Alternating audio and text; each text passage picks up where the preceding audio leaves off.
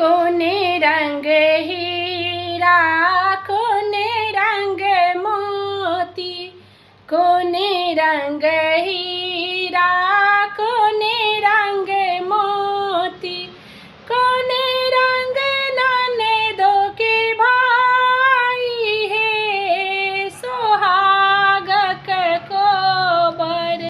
कोने रंग ननदों के भाई है सुहागक कोबर।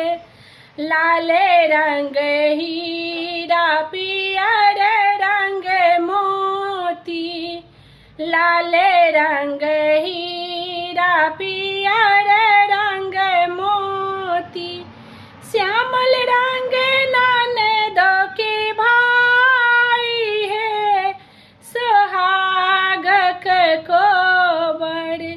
श्यामल रंग ननदों के भाई है सुहागक कोबर।